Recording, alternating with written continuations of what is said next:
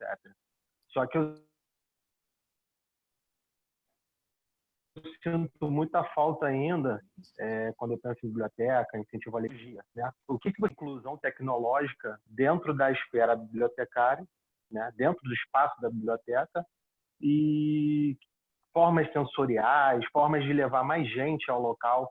Ter bibliotecas não significam que as pessoas vão entrar. E uma vez que elas entrem, talvez, se for muito tradicional a engrenagem, talvez não as prenda, né? A disputa com o smartphone hoje é muito complexa, né? É muito atrativa. Então, o que você tem visto de tecnológico e de fomento efetivo relacionado aos tempos atuais? Sim. Ótima pergunta, Leonardo.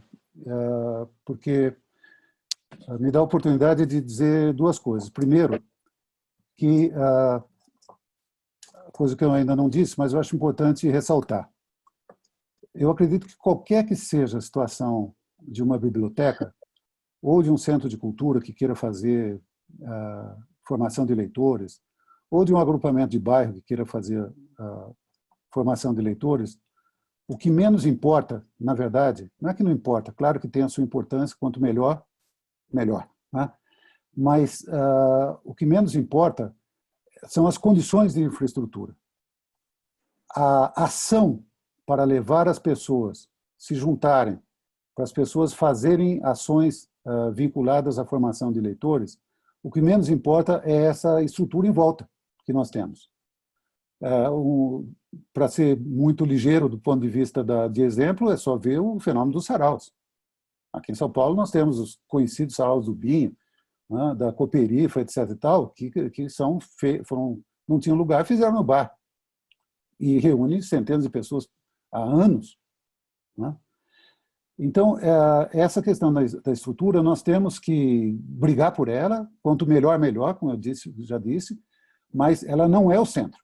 O centro é a ação. O centro é a iniciativa, a garra e a persistência em fazer. Isso eu estou bastante convencido, porque é isso que é constatado um olhar muito simples que a gente dê para ele. A segunda questão que eu acho importante dizer, que tem tudo a ver com aquilo que você levanta, é que nós não podemos temer o novo e, principalmente, as tecnologias de aproximação, né? E em relação àquilo que a gente precisa fazer em todas as nossas ações, não apenas nas bibliotecas. Né? Então, pegando especificamente o caso das bibliotecas, quando eu dirigi a Mário de Andrade, aí permite uma experiência pessoal, porque é muito ilustrativa, porque as pessoas que me acompanharam naquela época sabem muito bem que eu peguei a Biblioteca Mário de Andrade no seu pior momento histórico. Né? A biblioteca tinha todas as chances, por exemplo, de se incendiar ou de ser inundada, porque nós tínhamos, e assim, o outro também, inundações na biblioteca. E naquele momento nós tínhamos um máximo de frequência de 90 pessoas por dia, sendo que a Mário de Andrade está no centro de São Paulo, onde passam milhões de pessoas todos os dias na sua porta. Então, essa relação, naquele momento, eu, a Marfisa, a equipe, Elisa, todos, nós chegamos à conclusão que nós precisaríamos trabalhar de duas maneiras. Abrindo as portas da biblioteca com atividades que pudessem ser formadoras e que trouxessem as pessoas para dentro da biblioteca de fato. E, segundo, trabalharmos com as tecnologias existentes. Na época, estou falando isso de 2002 a 2005, foi abrir uma sala de acesso à internet à população, que fizemos em parceria, na época, com uma empresa de telefonia. Então, uma sala que era uma sala que começou a trazer centenas e centenas de pessoas que entravam, ficavam na biblioteca.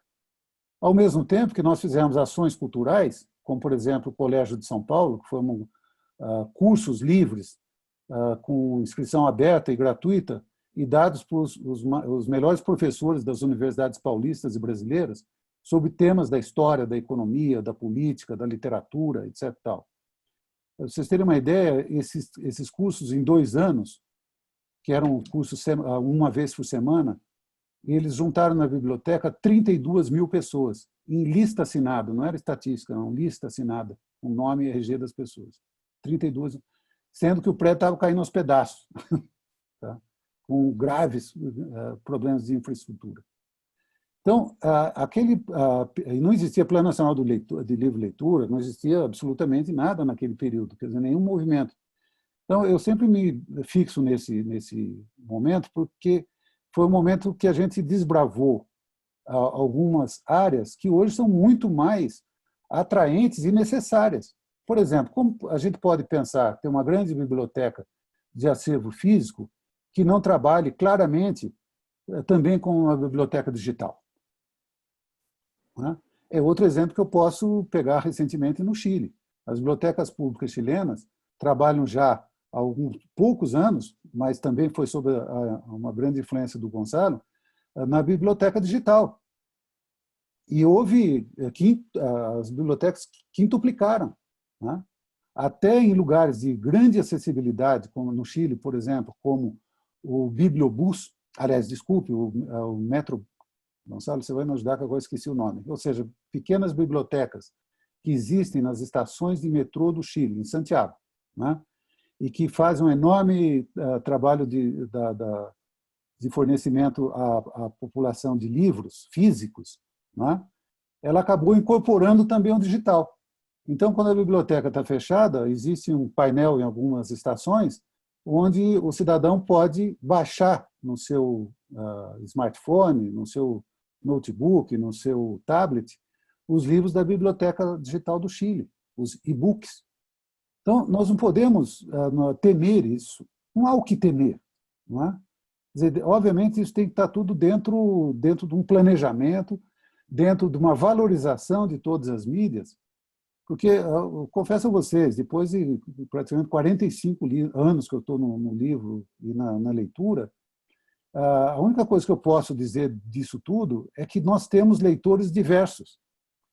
E nós teremos leitores que vão continuar tendo o fascínio pelo papel e nunca vão pegar um livro digital, como nós teremos leitores hoje que pegarão o livro digital e nunca pegarão o papel. Isso vai ser uma convivência, como disse o Chartier, nem sempre pacífica entre uma coisa e outra. Mas o que nós não podemos fazer, enquanto política pública, é voltar as costas para o novo e voltar mais do que para o novo, voltar as costas para qualquer forma de acesso à leitura. Porque, no fundo, o que interessa é o leitor. O que nos organiza, o que nos pode e nos deve inspirar é o leitor. Bibliobus. Esse aí é na Colômbia. Cristiane, também é assim nas bibliotecas do... No caso do Chile, acho que é Bibliometrô, se não me engano. Bibliometro, é isso, Bibliometro. Aí tem o Bibliobus e o Bibliometro, é isso. Então, o que nos une, o que nos dá centralidade, ou pelo menos deveria, né, é o leitor. Então, nós temos que trabalhar em função dele. Toda a cadeia do livro, da leitura, literatura e biblioteca tem que trabalhar em função do leitor, ele nos organiza. Né? Então, o acesso à leitura é o que é o fundamental. Né? Esse é o que eu penso. Eu não vi ninguém deixar de ser não leitor porque adora ler apenas em digital ou adora apenas ler em livro. Né? Ninguém deixa de ser leitor porque lê num suporte. Suporte é suporte. Nós temos que torná-lo acessível a toda a população em todas as suas formas. É isso que eu penso, viu, Leonardo? Mais alguma pergunta? Tem alguém que tenha alguma colocação para fazer? Vai lá, Paloma, com você. Deixa eu abrir o áudio. Estão me ouvindo? Sim, sim. Boa noite. Boa noite. Boa noite. Prazer estar aqui com todos vocês. Uma maravilha. Obrigada, Castilho. Eu quero só experiência em relação a tudo isso que vocês estão colocando, porque eu trabalho numa organização de terceiro setor, né, com a área da assistência social, e nós tivemos um projeto com o Japão. E aí falou em Japão, a gente pensa logo, né, em alta tecnologia. E eu queria, só para resumir, trazer uma experiência em relação a isso, que nós tivemos a oportunidade de fazer um intercâmbio e alguns educadores fazerem estágio lá no Japão. E eles têm uma cultura muito forte, né, de realizar dentro da escola, com a família, festivais culturais. E a gente observava o que eles faziam, o que a gente ia trazer. Porque na instituição que eu trabalho, que é o Lar Fabiano de Cristo, já é feito um festival da família. E, enfim, o era a questão também do livro, da leitura, porque lá a gente tinha uma experiência muito bacana da família envolvida com isso. A família recebia semanalmente uma espécie de cartilha, né? Depois, enfim, até chegar nos livros, em que tinham o que hoje em dia a gente está trabalhando como habilidades socioemocionais, eles faziam isso por volta do ano de 2015, isso é muito divulgado lá. E a gente pensou como é que poderia trazer essa questão do livro nos festivais também, ou das cartilhas, o que fosse, diante das famílias aqui no Brasil, porque Brasil, situação de vulnerabilidade social total, muitos, né, analfabetos até, um desafio. Então, como você falou, nunca desanimar, eu lembrei, né? A gente sempre substituía a palavra, o desânimo, por desafio. Então, assim, veio esse desafio. E aí, qual foi o caminho que a gente achou interessante? Às vezes a gente lê muito, fica elucubrando muito, e a gente não ouve o leitor. E eu queria trazer para a leitura era aquelas crianças, era aqueles jovens, como é que iriam fortalecer esse vínculo com a família, que é o que a gente trabalha, o fortalecimento do vínculo.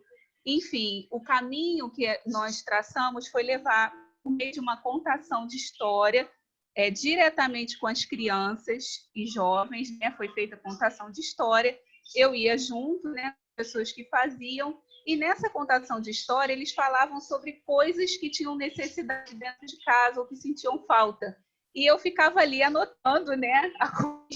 Olhando tudo que eles iam falando e trazendo. E a partir daqui a gente fez uma espécie de folhetim, a gente ainda não pensou em chegar logo no livro, né? A gente pegou o relato deles para trazer o que eles tinham falta com a família. Então, tinha o brincar junto, né? Tinham várias coisas que surgiram e, a partir dali, a gente procurou trabalhar esses temas sociais e mandar para a família, já começar a mandar algo impresso, né, de uma forma ilustrativa também, com algumas dicas. A gente começou nesse passo a passo, porque às vezes não adianta a gente querer falar, né, no Japão, quando não é a nossa realidade. A gente pegou o lado daquela experiência, faz uma releitura o tempo todo. E a partir daí foram as cartilhas, foi crescendo também para os nossos espaços de leitura, até chegar o momento de usar também uma festa literária, que hoje em dia está tomando espaço, já vai para o seu 5º ano. E o projeto com o Japão acabou, mas eu continuo tendo contato. Eles ficaram muito felizes quando eu disse que esse ano a gente vai abordar os haikais, né? Porque são difíceis, mas também eles são lúdicos até, dependendo de quais você escolhe para criança, porque a gente vai trabalhar a cultura japonesa, enfim, por causa da Olimpíada, e trabalhar a nossa cultura, porque a ideia é sempre também com as quadrinhas.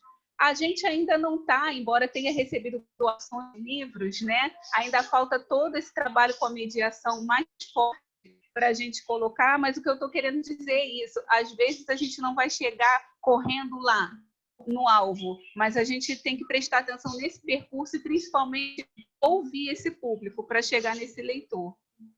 Era só isso. Maravilha, Paloma. Tem um haikai que me veio à memória agora, do Leminski, né? Que esse negócio de ser exatamente o que se é ainda vai nos levar além, não é isso?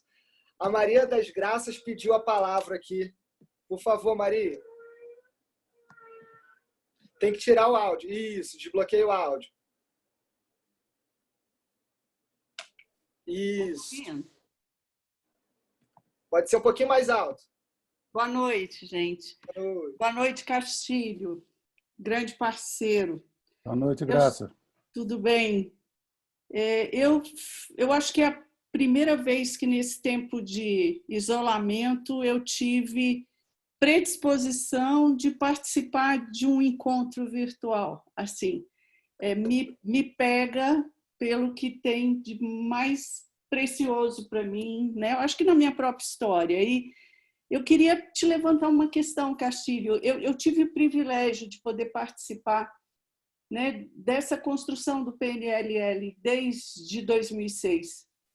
E eu vejo que vários conceitos se constituíram no processo.